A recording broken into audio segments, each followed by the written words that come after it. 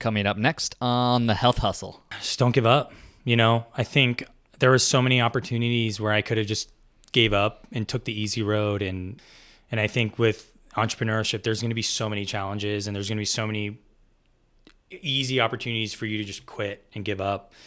I've had my share of them. And I think if, I'm happy I never listened to those doubts, and maybe, giving myself that advice, maybe not have done so much because I didn't give in to the doubts. But I think ultimately had I did, I don't think I would have been as happy in the life that I'm at right now. And so I think just, my biggest piece of advice, especially for somebody out there listening that is thinking about taking that next step and taking that, should I do it? Should I not? Trust yourself. Again, everything happens to your benefit. As long as you're going into it with the right intentions and with the right, I think, energy, right? Like I think one of my best friends like to say your vibration, right? And I think the energy that you bring into anything, I think that carries a lot of weight. And just be true to yourself and just don't, like I said, just don't give up. Hey folks, and welcome to the Health Hustle of Austin, Texas. On this show, we uncover the big ideas from your fellow health and fitness entrepreneurs in the Austin, Texas area about how they built their business and the lessons they learned along the way. What's up, y'all? Corey here, and on this episode, I had a chance to sit down with my buddy Brendon Fellows of East Austin Athletic Club. Brendon grew up in Southern California, went to college in Orange County, and lived in Huntington Beach before moving to the great city of Austin, Texas. His favorite book is Extreme Ownership by Jocko Willink. I highly recommend this book. I've read it a couple times, and it's a phenomenal story about the lessons he learned from a really hard war and how that carries over to just everyday life and leadership. His go-to activities is taking his dogs on a hike, paddleboarding, and oddly enough, playing video games. I used to be a video gamer myself. I don't anymore, but I totally get how it's a good tool to just kind of unwind. One of the main questions that we're going to answer on this episode specifically, though, is how to grow and maintain a healthy gym culture like what they've done at East Austin Athletic Club. Some of the other things that we get into are where he learned the value of respect, why integrity is so important to him, the desire to help others, chasing your dreams, the drama of firing his first employee, that was interesting, trusting the universe or God or whatever you believe in, the road more stupid, his words, not mine, the future of East Austin Athletic Club, grit or just don't quit, and so much more. Thing, if you're a health or fitness professional and you're having difficulties getting leads, one of the most common reasons that I see this is not having a well-defined niche. If you go to the link in the description, I have a free 3-step process that walks you through exactly how to get clarity on which niche is best suited for you and your business. Without further ado, let's go.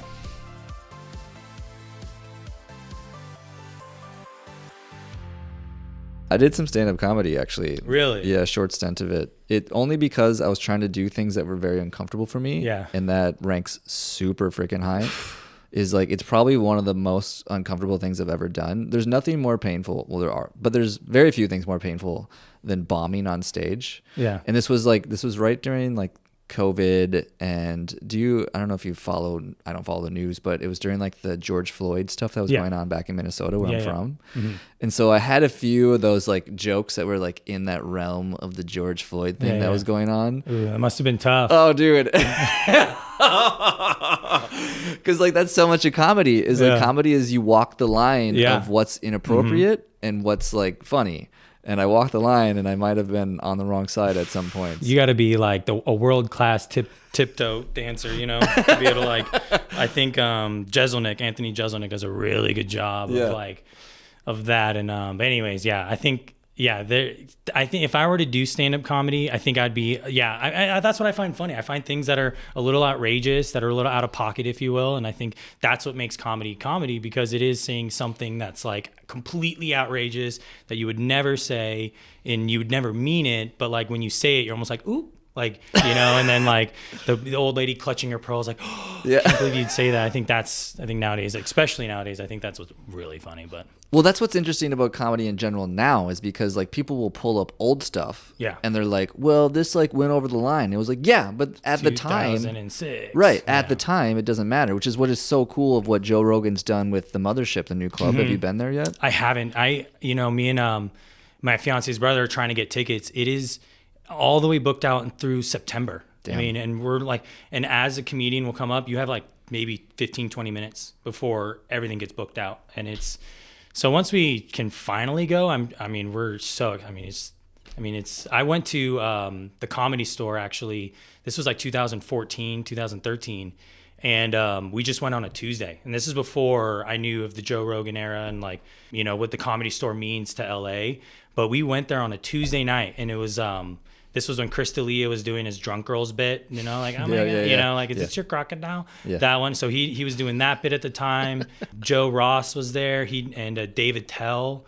They did 30 minutes of just roasting. And it was just like, this is a Tuesday night. And I was completely blown away.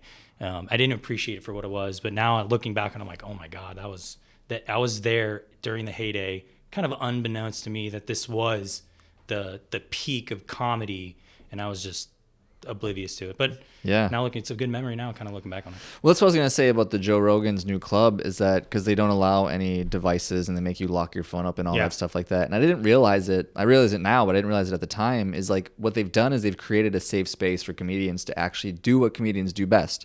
Is like say inappropriate things that might rub people the wrong way without the worry that it's like going to go on the internet and people are going to hammer them and slam them for some of the things that they said. Because sometimes these bits aren't really worked out, and right, gotta, fix them. And people forget it's jokes. Yeah.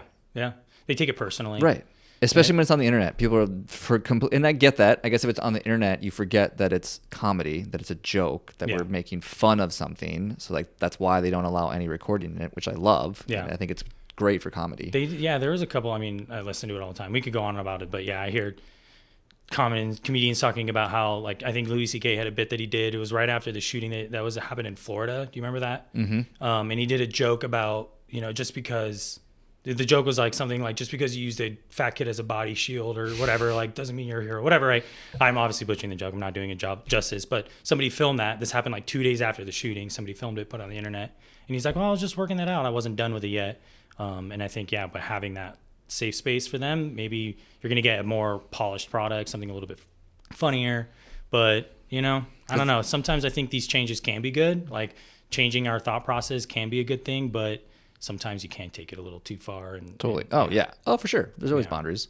But as a side note, we can talk about it after the show, but there is a way to actually get tickets if you kind of have the in of knowing how to get them. I got to figure that out. Yeah, I can definitely help you out with that. But anyways, welcome to the show, Brendon Fellows. How you doing, brother? I'm doing amazing, man. Thank you so much for having me on. Little nervous, but I'm excited to talk with you, man. Yeah, don't be. Everything is editable. So, cool.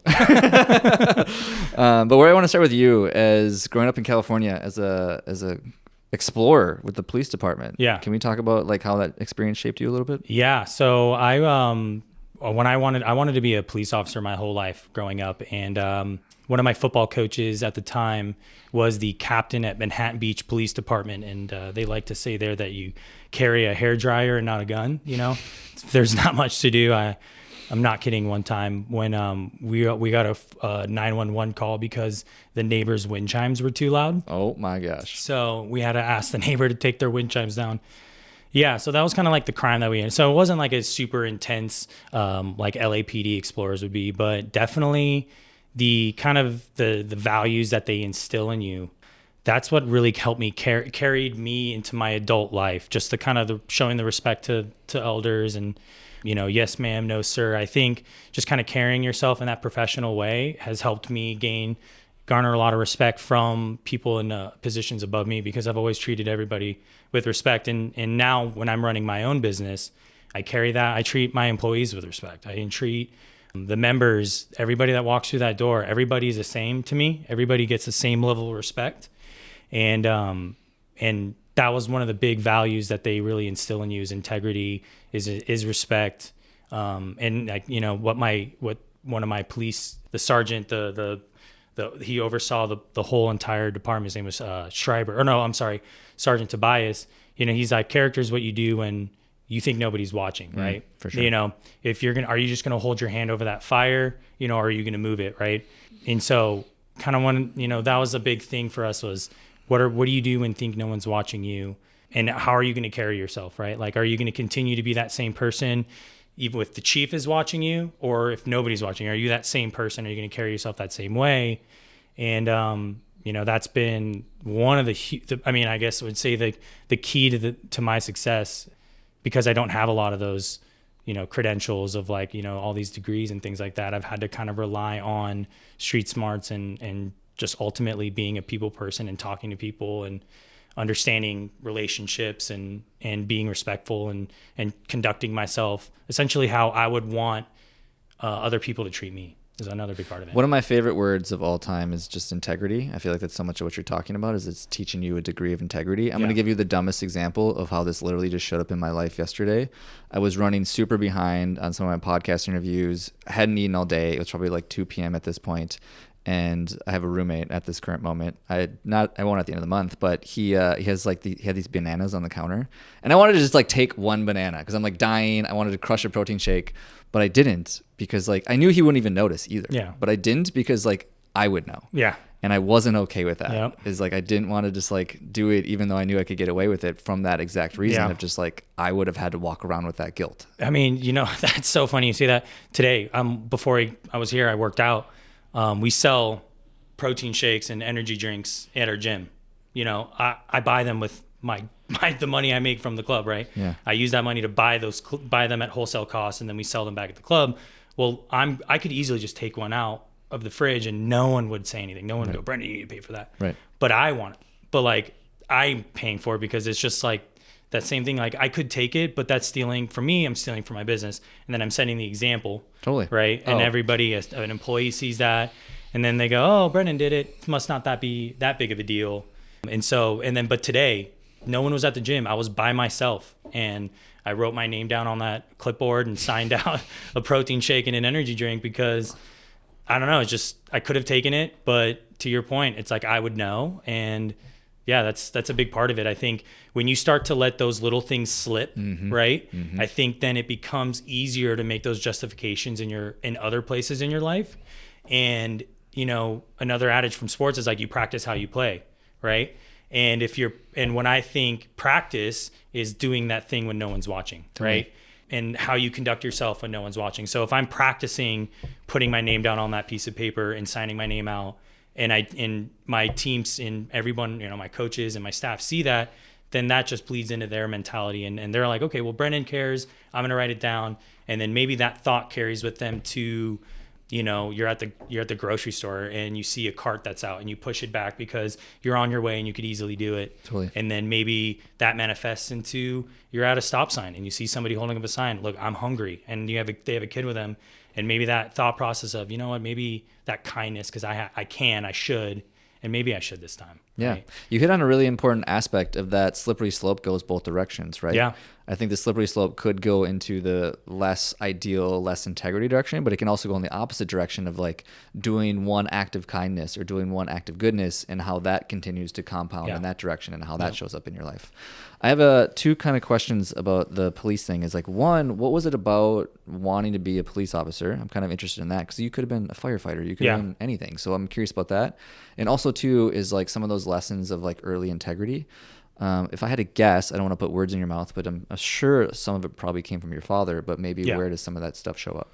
I've always wanted, I think it really boils down to wanting to help people. And it was never wanting to necessarily fight bad guys, but it was more so being something and being like a help to my community.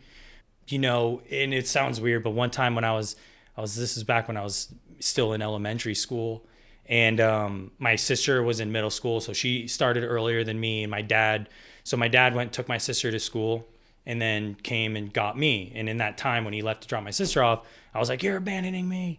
And I like called the phone, called 911, right? Like a dramatic 6-year-old does. 911, hello, and I hang up immediately because I was like, oh, they actually answered. Like I called my own bluff on essentially. And then didn't think anything would happen. Sure enough, a police car pulls up maybe 15 minutes later. Yeah. And I'm like freaking out. I'm like, oh my God, I'm going to be arrested. This is it. I'm going to go to jail.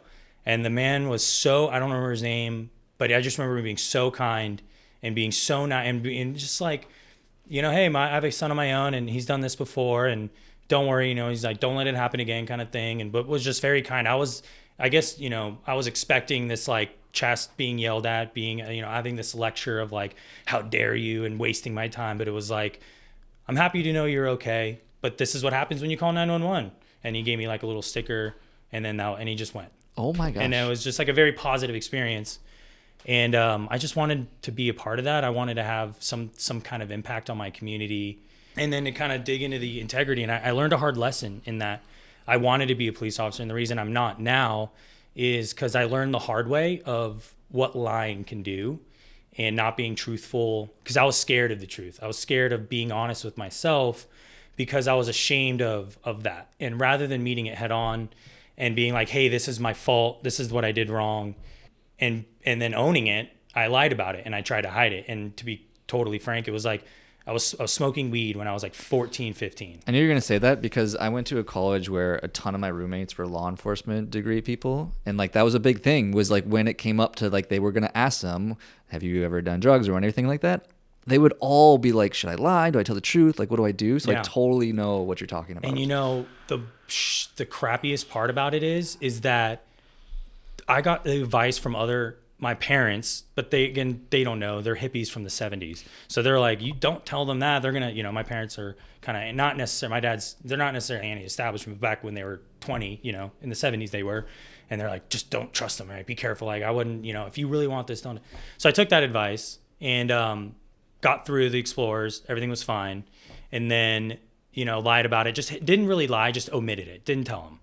And then an opportunity came up to be a cadet, which is a paid version of an Explorer. You get like $15 an hour. And then 2010, that's like a lot of money. So I'm like, all right, this is awesome, an opportunity. And then you fill out what's called a personal history statement. And on that, I was completely honest, learned all integrity, right? Because before Explorers didn't have any of those values. Fast forward 3-4 years later, you know, I'm now a sergeant in my post. You know, I'm training other Explorers for them to be, you know, entry-level Explorers to, you know, go to their departments, all those things, which, by the way, was every Saturday during the school years, every Saturday, 5 a.m. to 4 p.m. So you get there at 5 a.m. for what, like, morning inspection. You had to be in business attire, black pants, black shoes, white shirt, belt, tucked in. Your hair had to be a perfect length. Like, I would shave my head the day before, or the morning of, because I'd be so worried about my hair being too long. And I'd have, like, one time I had hair on my shoulders. I had to do push-ups for, like, 20 minutes because I had hair on my shoulders or, like, in my ear from, like, shaving my head. So it was, like, super intense. And they did that to, like, weed out people and, like, who's mentally strong, who's not. So you go through all these things. It's a very difficult process, but you learn these incredibly powerful values of leadership, integrity, and, you know, not just leadership in how you talk, but how you act, how you present yourself, right? And then come to this thing. I've learned all these values, completely forget that I lied as an Explorer. And pretty much they had my name penciled in for this job. And they're like, just to honor the system, we need you to go through these processes and go through the interviews. And in that time, I was like, this is when I smoked. This is who I did it with. This is why I did it. Da, da, da, da, da. And they looked at one and then the other. And they were like, oh, you never didn't do it here, but you're admitting that you did it here. So you must have did it when you were a police officer, or while you were in the, not police officer, but a police explorer. And that's where it really bit me in the ass. And from that point forward, I dealt with immense guilt of, like, what I did. And it just pretty much never panned out for me. I mean, I tried to be a jailer for Redondo Beach. I tried to be a Riverside County sheriff, which was all the way out in, like, middle of nowhere, California, like Death Valley area, like just middle of nowhere, Hemet.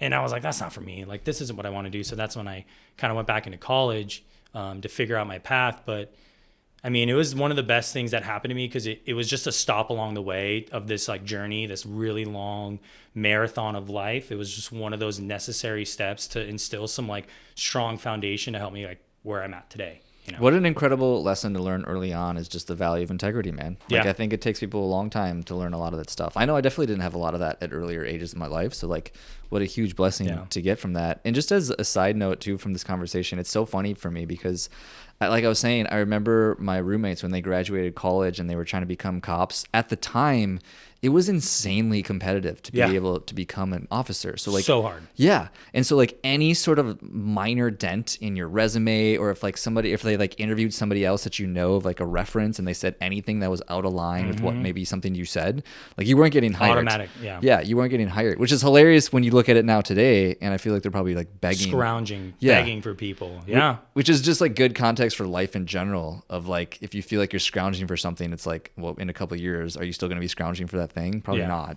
In so many ways. Yeah. I mean, man, I had it was just a blessing in disguise. I mean, especially with how like just the way that the world, like, you know, we all see the news, and man, I feel pretty lucky in the field that I'm in right now and the path that I'm on, because I get to still help people, and I get to still bring joy to people's lives and essentially save their lives, you know, without putting my life in danger. Totally.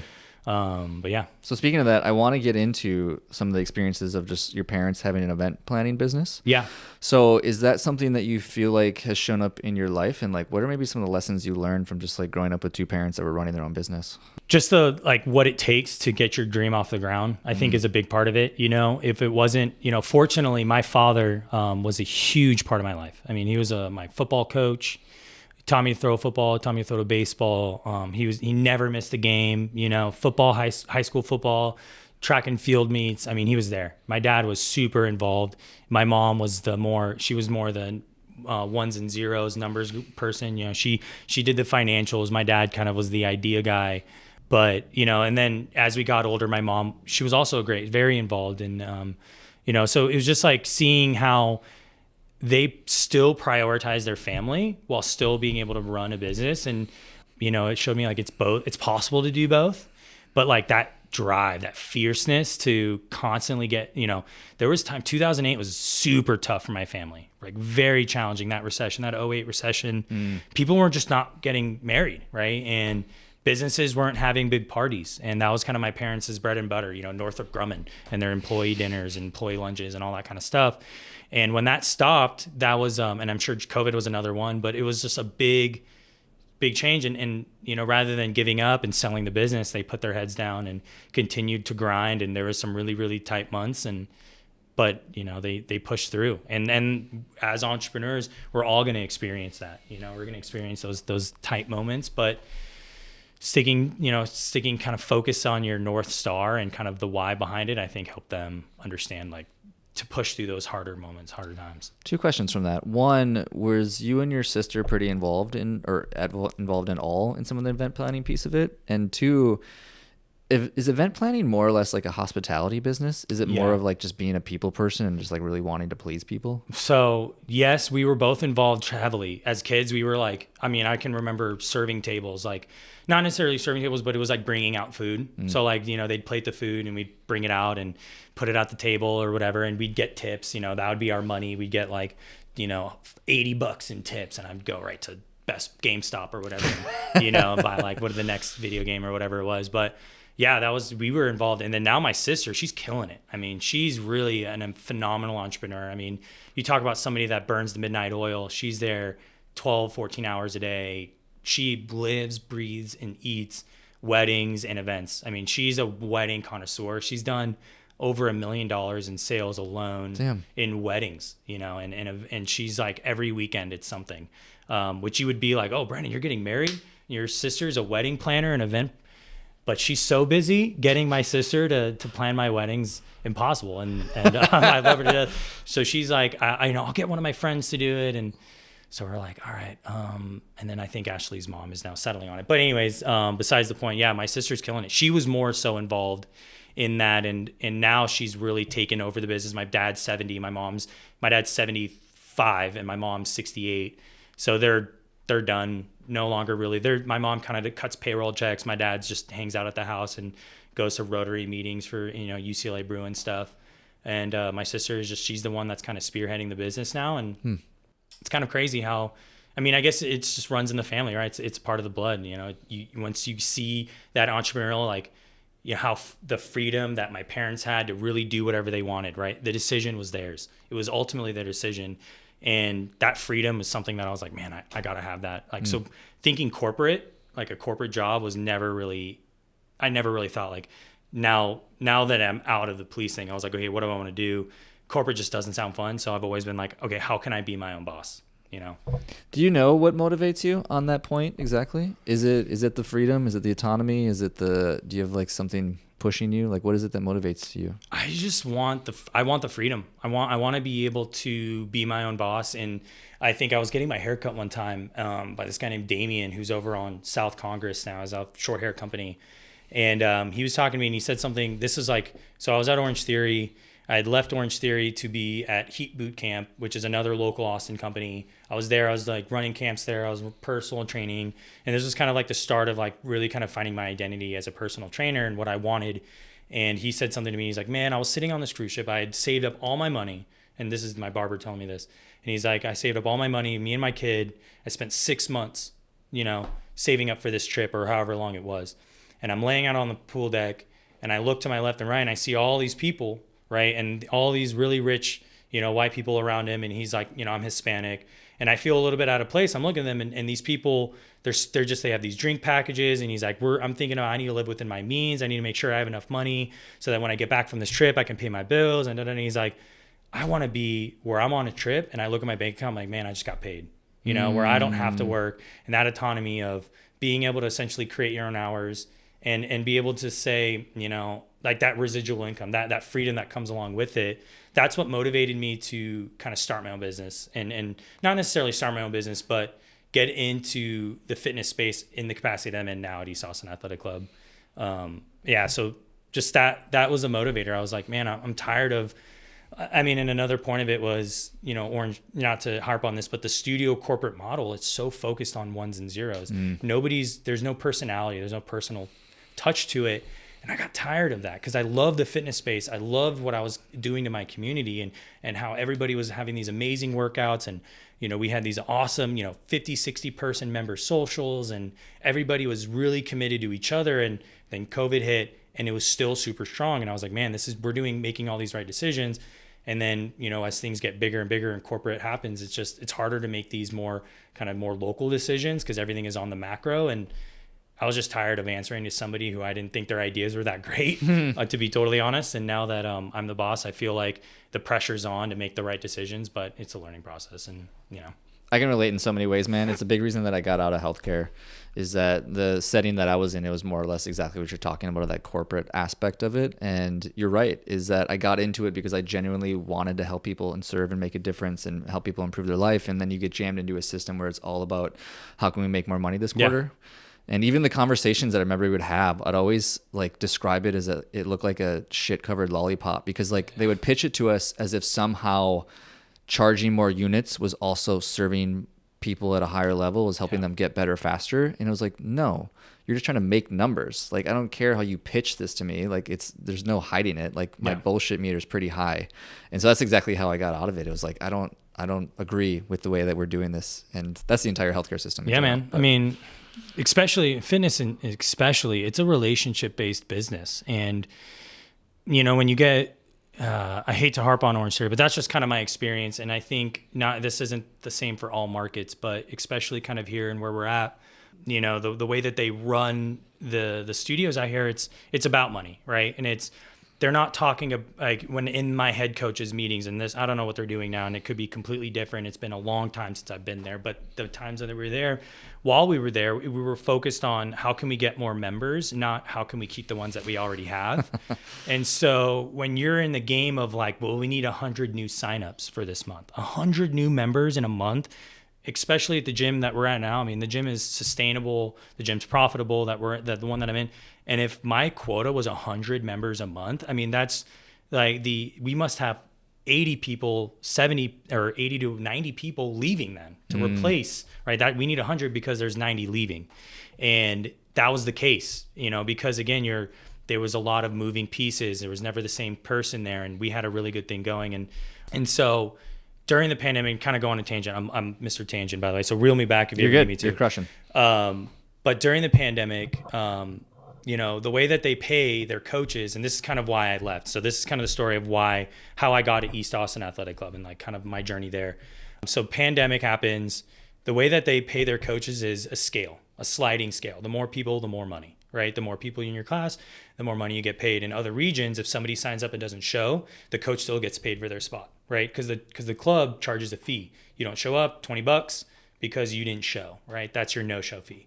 And you would use that money to pay the coach for that person's spot. Well, here they keep that money and the coach doesn't see any of it and that person doesn't show up. Well, that's one less person. Therefore, you're not going to get paid as much, right? And my coaches were averaging $65 a class, right? They were getting paid, which was the highest in the region.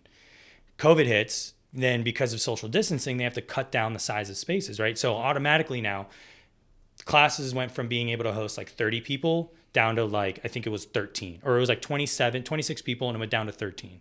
And the way the sliding scale works, right? The more people, the more money. Well, they were capping class sizes. And so I had coaches coming to me and going, Brendon, I need you to fire me because I need to go back on unemployment because I can't work because I'm not making enough money. I'm working, 26 classes a week. I'm coaching, imagine 26 personal training sessions a week. That's far too much energy, especially with if you've ever been to an Orange Theory class, you know the energy they bring. Yep. And so they're like, I'm just exhausted at the end of the day. Like I physically can't do this. I need a healthy workload is 15, right? And we're almost doubling that for some coaches just so that they can make ends meet. And so a lot of my coaches were like, there's an elite membership. And if somebody, the way that the scales, if you're unlimited, it's a fee. But if you're elite or basic and you sign up, you don't show, they just take that class from your package for that month. Not saying that this was the good idea. This was poor judgment on my part, but it happened. And I told my coaches it was okay to sign those elite and basic members in because they were already losing the class and the studio wasn't charging them. So it was like, in my head, I thought no one was losing, right? And it was a way for me to keep my coaches on board. And then a couple months goes by. We then open up capacity back to normal. We have a meeting in person, no email, no text. It was all in person because I knew I could get in trouble with this. And I was like, hey guys, we're going to put a stop to this. No more signing people in. You guys have a full class now. So, if you see an elite person and they don't show up, that's a late cancel. Unfortunately, we're just going to go back to the way things were because you have the full opportunity. And it was always on the coaches to promote their classes and make sure their classes are full. So we were really about that. Not necessarily like we're going to spoon feed you, but you need to kind of fend for yourself, fill out your own class. If you want money, you got to fill them out kind of thing. Months and months and months go by. We get a new manager. This girl's brand new. And I get, I'm on vacation. I get COVID. I'm on vacation. Excuse me. I'm on vacation. I get COVID while on vacation. So I'm gone for 2.5, 3 weeks. During that time, one of my coaches we caught him signing people into classes that weren't even there, that didn't even sign up. He would put them into the class so that he could get the next pay tier. We found that out, and I called a meeting with my bosses, and I was like, we got to fire this guy, unfortunately. It's my first time firing anybody. I would love for you to be there. The person's like, perfect, I'll be there. I'll support you. Don't worry, we'll have this conversation with him. Okay, cool. He's supposed to coach this class at noon. You cover that class for him. We're going to have a one-on-one with him. When the class is over, Brendon, you come in, finish out the conversation. He's gone. We'll figure out how to get his classes covered. In that time, as I'm coaching his classes, something happened. He said something. I don't know how he was able to turn the conversation, but pretty much was like, oh my God, I thought this was okay. I thought we were allowed to do this. I would never have done this if Brendon had never told me or showed me. And so it went from being this guy's kind of acting on his own, signing people in after we had the conversation of no. And he just kind of was like, well, they never told me no. And we just continued to do it. So they're like, because you allowed it, this is now kind of your fault. It's not his fault. He didn't know any better kind of thing. And so rather than firing me, they were like, we need you to step down. We need you to step down as head coach because, kind of the way that this looks. And, I think they kind of understood that maybe I was a very integral part because I was the head coach for so long there. But what that did, and I regret kind of the way I went about it. I probably should never have let them do that in the first place. But I prioritized my team. I prioritized the coaches. And I think, and now obviously as a gym owner, I would never do that. And I would definitely, I was thinking kind of single-mindedly in that instance. But I think everything happens for a reason, right? It was on purpose. And whether it was a bad decision, we can all agree on that. Definitely not a good business practice. As a gym owner now, we can all agree on that. But I think it served its purpose because it ultimately forced me out of my comfort zone. I was comfortable where I was. I was making decent money. I wasn't growing. And because now I'm not making a salary, I'm on that $25 per class pay grade. And that's, I was making 3 times that before. And so I had to kind of figure out, what am I going to do? How am I going to pay for my lifestyle? I have this apartment downtown, I'm set up for this and I'm not getting that money anymore. So what I'm going to do. And I think I think you grow the most when you're the most uncomfortable. And I grew, that was I think the biggest change in my life. And that's kind of led me to East Austin Athletic Club. Tony, who's my business partner, one of my best friends, he reached out to me. I didn't know him at the time, but he took a class This is years before I went to East Austin, and he's like, hey, we're opening a gym. This was like 2018. We're opening a gym in 2019. And Hold on, pause for a second. Yeah. Before we get to how you opened East Austin Athletic Club, which I want to get to that story. I want to pull back. No, you're good. I just want to pull back real quick because I'm actually super curious as to what did you learn in those moments of like, now that you had to step down from this leadership position to now you're just like running classes. Yeah. I'm sure there was a degree of like, all right, now I need to hustle and like really grind. And like, but what are maybe some of the lessons you felt like you learned in that moment? I mean, not to get religious, but like trust God, you know, being a Christian, it's something that I've kind of been struggling with before then. And, I put my faith in God, and I put my faith in him, and knowing that like this, and and you can replace God with the universe, right? Like I put my faith in the universe, right? Like whatever you believe, I'm not somebody that pushes any kind of belief, but ultimately I had to just put my faith in the universe, right? And into God, and say, hey, I trust that this is ultimately the right decision for me. And so I kind of wasn't scared, right? I knew something good was going to happen. I knew that like everything happens to your benefit. Everything happens. I mean, like you can look at something and say like this glass is half empty, or you can look at it and say the glass is half full, and this is ultimately the best thing for me. So the big lesson, I was terrified. I was very worried that, I wasn't going to succeed. I was worried that maybe when I was working that corporate job, getting that salary, I wasn't putting in the time to learn, to grow, to expand my knowledge, so that when that did happen, I felt like I wasn't prepared. But you know what? I was prepared, because I just went back to my default, right? I went back to my default setting and it worked, right? My default was work hard, put your nose to the grindstone, hustle. And, as long as you can stay focused on the goal, and I think, it'll work out. Yeah. I love that. That's great. So, Eastern Athletic Club. So this was the transition phase then. Yes. So now it's time to do your own thing officially. Yeah. So I kind of reached out, like I said, I reached out to Tony. He had kind of approached me about the gym before. And at the time I was like, I was opening different studios. Orange Theory Studios opened one in California, opened 2 in Austin. So I was still like, I was about to open my next one at the time. I'd only opened 2 by then, but I was about to open my 3rd.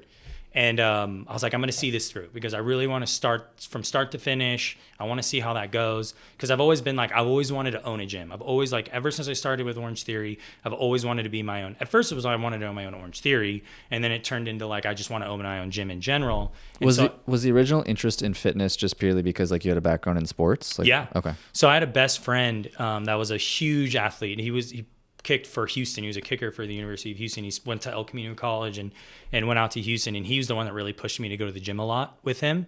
And believe it or not, actually, I tell this story to my clients, but I had a girl, I was on a date. I was like 21. And there wasn't a second date. And at the end, she's like, I have to be honest with you. I was like, I don't date guys without calluses on their hands. And, at the time, it was like I was lotioning. We're good. Yeah. I was like, damn. I was like, my hands are soft. I was like, I thought that was nice. I thought girls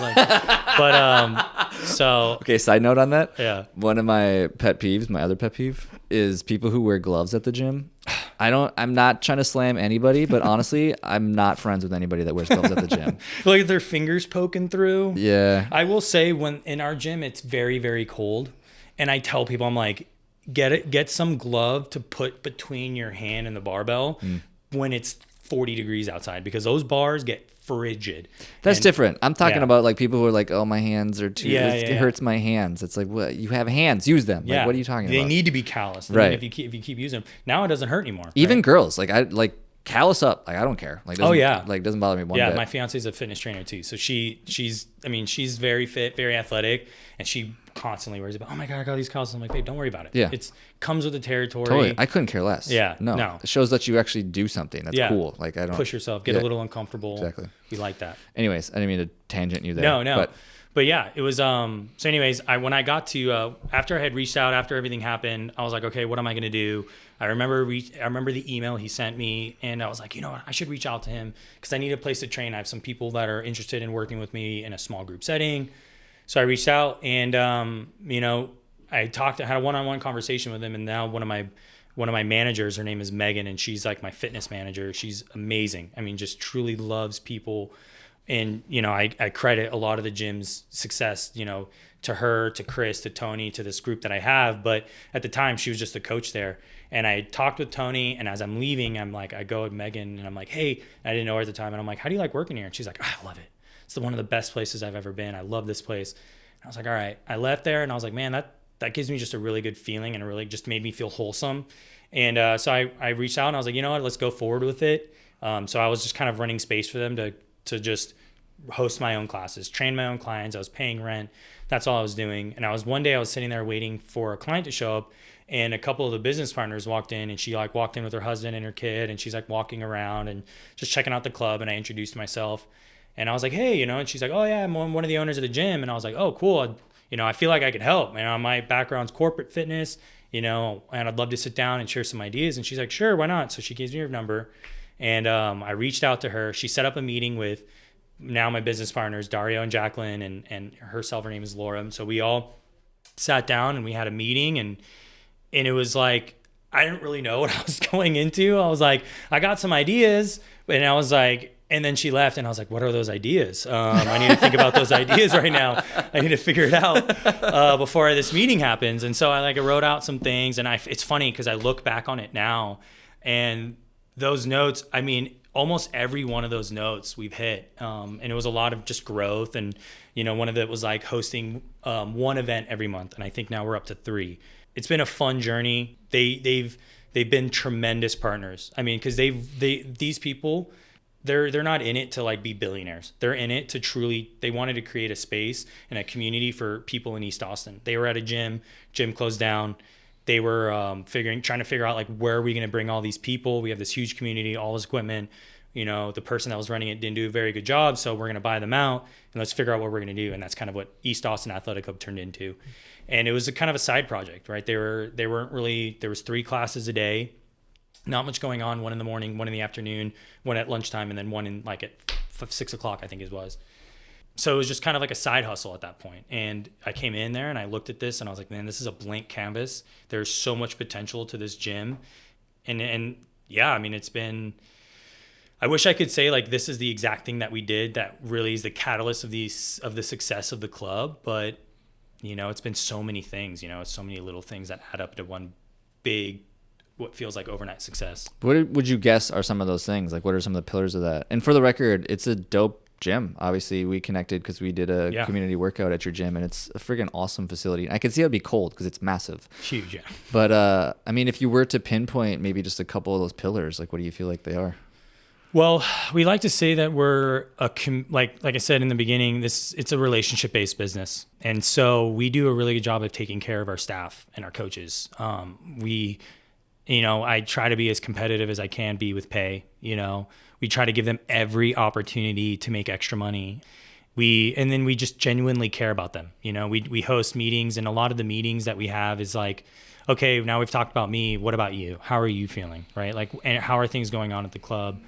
And so when you put the time and you pay the respect to your coaches, right? All kind of going back to respect, you respect your coaches. They in turn respect your clients. The clients then in return respect the business. And then it's a cycle, right? Everybody, it's a trickle down effect of just treating everybody how you would want to be treated, right? I got treated one way in the corporate side of fitness, and I promised myself, I was like, I'm not going to treat my members and my staff the same way, right? And so when we focus on the relationships, right, in the community, I think that's a big part of it. Anybody can make anybody sweat.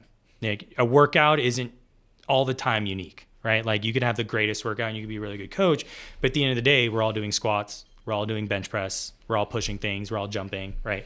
And how you program it might be a little different, might vary a different way here and there, but ultimately what makes a gym successful is the community, right? And is the people that fill the building, because at that point it's just a building, it's just equipment. There's nothing that makes it special, and it's the people inside that. It's the time that we pay attention to the details of sending out the programming the night on Sundays to make sure that our members know what to expect for that week. It's every time somebody walks in. It's not just sometimes, it's every person that walks through the door.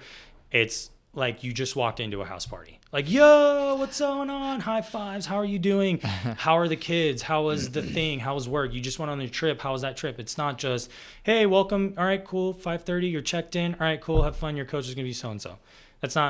That's just getting in, getting your workout in and going home. You're not creating a sustainable like community. And that's what ultimately has kept people coming is the community, is the people, is some people are driving from North Austin all the way over to the east side just so they could be a part of that community. I think community is a big part of it. I like that you said the word house party, because actually that was going to be my next question is like, what do you feel like the culture of East Austin Athletic Club is? And the reason that I asked that is that I've talked to most of the gym owners, or I'm just like connected with, obviously not shocking, all the gym owners around town, of like Lift ATX kind of has that more like cool vibe, Latina type thing, or you look at like Squatch, it's got more of the like animal yoga flow, barefoot in the turf, or you look at like Heat boot camps, got their own kind of culture going on, or you look at all these gyms and they all have their kind of like unique culture that kind of makes them what they are, right? What do you feel like the culture is of your gym? I mean, it's a lot of out of town people, so it's a big mix of all kinds of personalities. But what makes it so unique is the acceptingness of it all, and just kind of giving people the space to kind of be themselves. And I think as far as the culture is concerned, it's just nothing but like good vibes and a home, a home away from home, if you will, for people that aren't from Austin. And a lot of us on the east side aren't from Austin. And that gives just, again, it's a home for people. So when, you can expect when you walk into the gym, you're going to see in any class, you're going to see a couple of people that you've talked with. We pair a lot of people up. We force that on people. We want people to like pair up in groups and like 2 to a squat rack kind of thing, because it forces them to talk. It forces them to build that relationship with each other. And love that. And so last April we bought out an entire section in Q2 Stadium and did a soccer game for our members. I was convinced when I bought the tickets in early March that I was going to have to eat a few. I was like, there's no way we're going to sell this out. I mean, I'm going to have to buy, unfortunately, I'm going to have to probably pay for a couple of these tickets on my own and give them out for free or whatever. And it sold out within 2 weeks. I mean, it just like people were like eager to be a part of this. Right. And it's cool. It's just, that it's just people want a place to hang out, because a lot of these people, they work in these sales jobs and their only social time is at the club, is when they come in and they see the coach, they see these people. I take the 5 o'clock every single day and I know every single person in that 5 o'clock class. And when there's somebody new, it's like, welcome to the family, like almost weird, like welcome. And you're like, oh, and it's like, hey guys, chill. They'll join when they're ready. Don't like osmosis them into our cult, right? Like we want to, it's like it's just almost too welcoming in that sense, where sometimes it's like, hey guys, just let the person, if sometimes you can tell this person just kind of wants to show up and do their own thing, but just the welcoming nature of it. We have some members that are just like, hey, you're new? Awesome. Let me show you how great this place is. Come over for dinner. Yeah, exactly. Like people are in each other's weddings, and I'm like, how long you know each other? It's like, well, we met each other at the gym. We've been friends for over a year, and now they're in each other's wedding. It's wild. I love that. What it's reminding me of, I had Daniel Hinojosa on the show. Do you know him? Lift ATX? Yeah. He's awesome. I love that guy. But he talks about just the concept of picnic tables. He's like, the hack for his gym are picnic tables, because what happens is people like, they bring their meals, they sit around, they have their protein shakes, whatever, and they just like sit around the picnic tables and just bond and connect, because it's like a space to socialize and hang out with their community. And I was like, what a freaking genius idea. You got something in common, right? Yeah. Right. Yeah. You're all you work out at the same place. You all enjoy fitness, and that can be just a base level of their friendship. And then everything just blossoms out from that. Yeah. I want to ping you on this idea of mentorship. I'm sure you've had a number of it in your life. I know even from just like your father aspect of just being a very attention detailed oriented guy. And maybe like, what are some of the other mentorships in your life that you've noticed that have been like had a good impact on your life essentially? Yeah, there's a regional coach in California from Orange Theory, this guy named Corey. Great name. And Corey Cranning, just a truly remarkable leader and somebody that really helped me get in where I'm at today. I think he was a big influential part of my life, because he kind of gave me the confidence to pursue this, because he saw I came in and I wanted to work front desk. I was like, I'm here to just learn. And he's like, man, I see something in you. I think you're ready for more than that. And he was right. And that's kind of, and that level of confidence that he gave me was like, I've continued to carry that with me. And another one is my current business partner. His name is Dario, and he's a huge mentor in my life. I mean, that guy's a big reason to my success and the success of the club, because, you know, it helps that he works in risk management for a, you know, Fortune 500 company. So he's good at understanding the risks and helping me mitigate as big of a risk if we were going to do something like, okay, how can we mitigate the risk, or maybe see if, you know, it's not going to be as impactful if we do fail. And that thought process has really helped me to make some really good decisions. And then that thought process helped me realize that, like, oh, that decision wasn't such a good idea. And we were able to pull the silver lining from it and be like, okay, well, that wasn't a good idea, but, you know, maybe this is a learning lesson that we're going to gain from it. There are, like, examples can be, you know, trying to get different partnerships with different employees, or trying to put people maybe in a certain position where I think they'd be successful. And then ultimately maybe I set them up for failure because I expected too much from them, and kind of learning from those mistakes. And now by being a better understanding of that, he's really helped me understand, like, knowing like where people's strengths are, where my strengths are, and identifying that.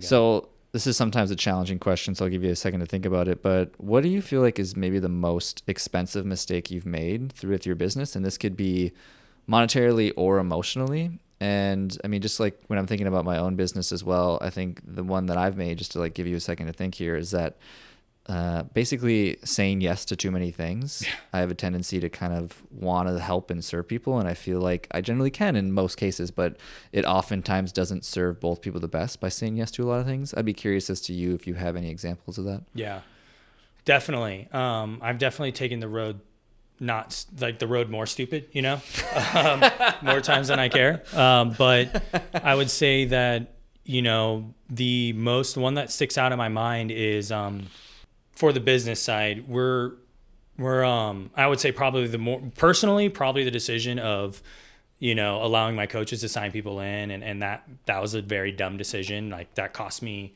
a good portion. But again, it was again for my benefit, right? But it was a costly mistake, but ultimately it was I think a good mistake, if there can be such a thing. But I think currently one that sticks out in mind in regards to the business is, we had a very popular class called Barbell Strength, and we took that class off the schedule because it was kind of operating as a small group training class. And the way that we want to structure the classes for the business is to have them large group. You have large group training, and then we're now starting to offer small group training. So if somebody wants to pay a little bit more to have only 3 other people working out with them in a more personal training experience, we're starting to offer that. And if the class wasn't available to be made into a 20-person workout, like where it could fit 20 people safely and efficiently, then we had to rethink it. And the fortunate thing is that particular class had a very, very strong following of regulars. And we didn't do such a good job on communicating kind of the whys behind we're taking it away. And the way that it looked was, we're taking this class that's really well loved by people, and we're just going to put it behind a paywall. You like it? Great. We're going to make you pay a little extra for it. And that's kind of how it looked. And really the intention was, it was more so from a safety perspective. You know, you can't have 20 people doing snatches and power cleans and things like that. It just can get dangerous. And especially with the intention of the class, it was very sport specific, very techniques focused. And these classes were an hour and a half long. There were only 8 people. So it was a very, you know, very well coached. I mean, our coaches too are, like, one of them is a former world champion from Ireland, and the other one competes currently. And so these are really well, like Colin Whelan and Chris Kim, they're like some of the best coaches I think in Austin. Maybe not well known, but very talented Olympic lifting coaches. And, you know, and so I was like, all right, I want you guys to continue to do this, but I want to pay you more, because I'm worried that someone's going to come along and say, hey, I'll pay you more for this class. And so I said, I want to give them opportunity to make more. So we're going to take this class off the large group schedule, and I'm going to challenge them to grow their own small group training. And they were able to do that. And so it was a little bit of a learning curve in terms of the communication, right? We should have done better, because we had to sit down with a lot of these people that were diehard for that barbell strength class. And we had to say, like, hey, this is kind of the why behind it. And once we explained the why, they were like, oh, that's such a great idea. I'm all on board. Where can I sign up? And, you know, at first it was a time suck, because I'm sitting here putting out fires for something that we shouldn't have had fires in the first place. So that's kind of one that kind of sticks out to my mind. Do you compete in any athletic endeavors yourself? I should. I would like to, but No, I should. Do you know what High Rocks is? Yeah, so we did a High Rocks at our gym, and it was so much fun. I did the mile barefoot and in a barefoot shoe because I was like not expecting to do the mile. And then I had like an injury with my knee. I was like attacked by a dog, completely unrelated. And so my knee was like, I couldn't do squats or I couldn't do like burpees, but I could run. And it was like a scrape. It was like a skin thing. It wasn't like anything structural to my knee. It was like I had a cut and like squatting deep hurt. So like the only thing I was left with was running. And all I had with me that day was my Vivo barefoot shoes. And I hadn't run in probably a year from that point. Jesus. So I did a mile trying to like PR, in barefoot shoes. So needless to say, I couldn't walk for like 3 days afterwards because my calves and like my quads were just completely shot. But it was a really fun, the community, that was like what we're talking about as far as community. Yeah. That is such a fun community event that we did. And we're trying to get them to come back out and do another one sometime in the summer. Hell yeah. I'm competing in my first one in November. Actually with my buddy Ross. We're going to do a doubles. Oh, nice. Yeah. Pretty pumped about it. But yeah, I'm excited. And Swift events, I know you had Leon recently. And Swift events, we just had a conversation with them a couple of days ago on Monday, I think. And so we're going to do something, I don't know, hopefully I'm not spilling the beans on this, but we're going to be doing an event in June. And it's going to be like kind of promoting it's going to be like a little fitness competition called Battle of the Gyms. And so we'll be hearing more and more about it as we get closer to the date. But it's all these different gyms in the area. And if you know anybody, I'd definitely reach out to Lee and be like, hey, I have some gym owners that might be interested in it, because we're trying to focus on like the community. And I think one of our ideas was if a gym is like, say, Heat Boot Camp, they're really good at like the high intensity boot camp stuff. Like Danny is like his exercise, Danny Parsinipich, I'm completely butchering his name, but he's one of the owners of the Heat. His workouts are always crazy. You can always learn something in his class, not just a workout, you're going to learn a new move.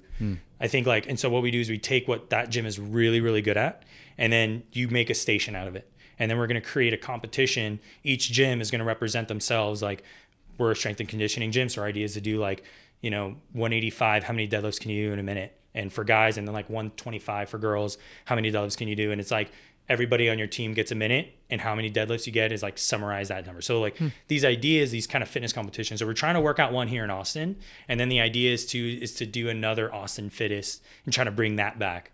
So we're going to try to bring back Austin's Fittest here and try to get some real fitness competitions going.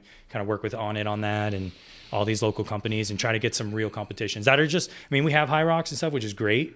But I think something local to Austin, like Austin's Fittest. Imagine like getting a world championship belt, like the world, like a WWE style world championship belt to say like Austin's Fittest. I want it. I think that'd be so cool. Sign me up. Right. I want it. By the time this episode comes out, it'll probably be around June, so it might be just coming up. Actually, I don't know Danny. I know Hader though. Yeah, Hader's my guy. I love that guy. He's so awesome. Nice. I've been meaning to get him on the show, but he'd be great. So. What's the future of Austin Athletic Club? Where are you guys going? So we bought the names to North, South, West, Central Austin Athletic Club. So, the goal is, I don't know if we're going to get all, every part of the compass done, but I think we definitely are looking into expanding right now. We know we're kind of just testing and seeing where we're at. Real estate in Austin is so expensive. It's ridiculous. And so that it's going to be a work in progress, but we're planning on growing it. And, I'm really excited about what we have. I think, we're going to continue to polish and smooth out the rough edges and, continue to grow. But, from where we started and where we're at now, we've made leaps and bounds. And I think what we have is really, really special as far as the community goes. The workouts are amazing. The programming is really good, especially I think, kind of go on a tangent, but like where the fitness space is going, you're seeing a lot of studios trying to incorporate strength training. They want people and especially I think Austin being such a fit city, I feel like we're on the leading edge of all things that are fitness, right? Like we are in the front of the change and the where the industry is going. Like they look in Austin, and you look around the city, go to the supermarkets, go to the movies. People are fit in this city. People work out. And so when Austin is like when the community is like, we want strength training, you can guarantee that the rest of the country is a year behind, or they're already thinking about it. And the class like we do called Physique is a primarily strength training class. I always tell people, it's like if you were to go to Gold's Gym, this is what you're going to do. Mondays, lower body, we do squats. Tuesdays, upper body, we do bench press and shoulder press. Wednesdays, back to legs, we do hip thrusts and RDLs. Thursdays, upper body, we do bent over row and pull-ups. Fridays, like a total body, we do deadlifts, just a little bit of like supersets, things like that. So it's purely strength training, very little cardio. Ignite's on the opposite end. Ignite is purely focused on the conditioning, the high intensity intervals, the running, the jumping. And then Ascend is like our CrossFit type class where you're going to see more, kind of functional fitness type of things, equal strength training, equal running. We don't call it CrossFit, but it's going to be of that same, CrossFit adjacent, if you will. I've been basically a physique bodybuilder style most of my life up until probably the last maybe 3 or 4 months. And I've gotten hard into the conditioning side of things, which is why I did the BPN half marathon here not that long ago. And I can tell you, man, I was shocked on actually how much carryover there has been from diving into a modality I don't normally do and how much it's like actually helped with a lot of my weight training. It's actually baffled me. I thought it would hinder it. It's actually, you just go for longer. Oh yeah. Conditioning has gotten 1,000 times better. And so it's actually crazy. I've been adding in a lot of like jumping rope between sets. And love jumping rope. Pushing a sled, pulling a sled. I love Ben Patrick. So I'm always about like knees over toes, like pulling sleds, like really ATG split squats. So that's a lot of stuff that I like to program into those workouts. And so we're programming in like mobility beforehand, and then we do a little bit of strength, and then we go into the accessory work and finish with some core or like arms if it's on a Tuesday or Thursday. But it's a really well-balanced workout. And it's like the most popular class. I mean, by far. And it's because what people want. People want strength training. People want to lift weights. And the average person doesn't necessarily like running on a treadmill and beating themselves to death like that. And maybe they just want to lift weights 3 times a week and get strong. And that's kind of what we've done. And I think as long as we can take that workout with us, I think we'll be fine. Totally. Well, I think, for the average human, the weight training is definitely way better bang for your buck in regards to just general overall health. But for like somebody like me who like wants to compete at a high level, I can't get around the conditioning. Like I have to do it. You have to do it. Yeah, for gotta sure. Gotta run, gotta row. Yeah, erg, assault bike. Assault bike. All those things. Yeah. Assault bikes are amazing. I love them. I have 10 rapid fire questions. It's whatever the first thing is that comes to mind. What's your best business advice? Surround yourself with really smart people. Great advice. What's your favorite part about entrepreneurship? The freedom. When are you the most productive? The morning, definitely. How early of a morning are we talking here? 5 a.m. every day. Whew, okay. Best marketing advice? Don't be afraid to do it. Just get out there and get marketing, and don't worry about what people say, because that was a big thing is posting and all that stuff on social media. I get so nervous about it, but when it comes to the business, I can hide behind that. I can be like, oh, this is the club posting and not really me, so they're gonna not judge me for me, but I got to get over that. I can help you out with that. I might know the answer to this question, but who is your inspiration? Yeah, my dad. Yeah, definitely. Figured. Tell me one secret about you or something just most people don't know about you. Huge gamer. Still? Oh, dude. It's when I am not actively thinking about it. And so, okay, I have a problem with being too hard on myself. So if I'm not doing something, I'm like, you're a loser. You're not, like I'm so hard on myself in that sense. But when I finally can like let myself go, I wish I was like, I'm a reader, or I'm like, I like to sit out and just look and think. But I'm like, if I have time, nothing about your personality feels like you could just sit and think. Dude, the ADHD is real. Yeah, it's bad. But I've been able to like meditate my way off of Ritalin as a child, so it was nice. But no, video games is like kind of my escape. Wait, hold on. Is that for real? What? You were able to meditate your way off of Ritalin? I was able to focus not necessarily meditate, but I mean, if you want to call it that, just really focus and concentrate on not like telling myself that I don't need it.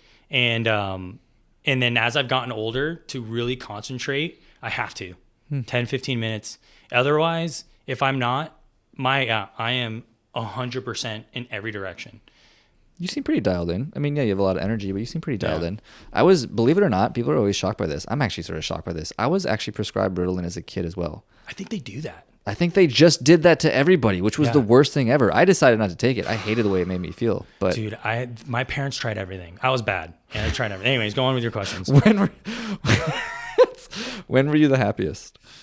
Right now. What's your favorite app or resource that you're using right now? My favorite app? Gosh, I mean, the one that I use the most, I'm a big baseball nerd, so that sounds terrible. But like, I don't know. I try to stay off my phone as far as I try to just use the internet. I use YouTube. I guess YouTube, the app, is as much. I mean, I'm always on that learning about something. Same. Yeah. That's a big one for me. What's your favorite part about Austin? And you can't say the people. Oh man, I just love how much there is to do. I mean, there is no shortage of activities. And if you like music, that's there. If you like comedy, now that's there. If you like active, it's out there. I love paddleboarding. So when it's now that's paddleboard season, we're going to be paddleboarding at least once a weekend, taking the dogs out. So and I think another thing too is how dog friendly this place is. I mean, you can take your dog almost anywhere. And I really like that about it. And obviously I don't like the dog poop that gets left behind by most people. But in most cases, I feel like just being so friendly and being able to bring your dog with you wherever you go, that's a huge part. I love that. I got super into dog sitting the last like maybe 4 to 5 months now, and now I do it all the time, and it's the greatest gig of all time. Not only that, but actually as of recently, my lease is actually ending at the end of the month, and there's a service called Trusted House Sitters, where basically it's like a network where people travel and then you can stay in their house for free. So I have like a few of these like month-long stays because I won't have a lease for the next like couple months. And so it's like that's awesome. You can live in like these really nice houses. Yes, they're always super nice. There's actually one right out in Bastrop, and they have like chickens and goats and these 2 Australian shepherds, and I'm super excited about it. That'll be fun. I'm super excited. Try your hand at farming. Yeah. Well, just making sure the animals don't die. Yeah. I don't know if I'm going to farm anything. But I have one last question. Before I ask that question, though, I want to acknowledge you, man, for pouring your energy into the Austin community, for starting a community here that people are really gravitating towards and getting a lot of value out of, for appreciate that, man. Being honest with some of the mistakes that you've made, especially about like some of the integrity stuff, and because I can relate to those in so many ways, and for just bringing really great energy. You're just really fun to be around. So thanks, bro. I appreciate that. Yeah. Definitely have to do this again. Yeah. You know? And hang out outside of these podcasts. Yeah. You know? I love this, man. It's like my favorite thing ever. But before I ask my last question, what's your plug? Where can people find you? Yeah, I mean, just find us at East Austin Athletic Club, on Instagram, eastaustinathleticClub.com. If you want to find me personally, I don't post anything fun or anything like that, but it's just, Brendon Fellows on Instagram. And, you can keep up to date with my dogs and my fiance if that interests anybody. But if you really care about like more so what I'm doing professionally in the fitness sides, the stuff that really matters, East Austin Athletic Club. What kind of dogs do you have? I have a German Shepherd mix. His name is Maverick. He's 7 years old. I got him in Huntington Beach. Great and name. He's like a little beach dog. I got him because I'm a big Top Gun fan. Same. And then Bear is me and my fiance's dog. We got him together from Austin Pets Alive, and he's like our firstborn child, if you will, together. Maverick's like the one I took in from the past relationship, and then Bear's like, holy cow, dude. If you thought a dog is coddled and loved this, my fiance loves that dog, and it's like her own child, so... That's beautiful. Yeah, I had to celebrate Mother's Day with her. So my last question is really whatever your best piece of advice is. And that would be to probably you starting this journey of getting into East Austin Athletic Club, of like, if you were to go back to ground zero and talk to somebody else in that same circumstance, or even to yourself when you just started getting into like starting this business and growing this business and getting to where you are today, what's maybe the best piece of advice you would give to your younger self or anybody else in that position? Just don't give up. I think there were so many opportunities where I could have just gave up and took the easy road. And I think with entrepreneurship, there's going to be so many challenges, and there's going to be so many easy opportunities for you to just quit and give up. I've had my share of them. And I think if, I'm happy I never listened to those doubts, and maybe, giving myself that advice, maybe not have done so much because I didn't give in to the doubts. But I think ultimately, had I did, I don't think I would have been as happy in the life that I'm at right now. And so I think just, my biggest piece of advice, especially for somebody out there listening that is thinking about taking that next step and taking that, should I do it? Should I not? Trust yourself. Again, everything happens to your benefit. As long as you're going into it with the right intentions and with the right, I think, energy, right? Like I think one of my best friends like to say your vibration, right? And I think the energy that you bring into anything, I think that carries a lot of weight. And just be true to yourself, and just don't, like I said, just don't give up, Well, you have great energy, man. So appreciate you. Thanks for being on the show. This was so much fun, bro. Thank you, man. For sure, brother. Appreciate it.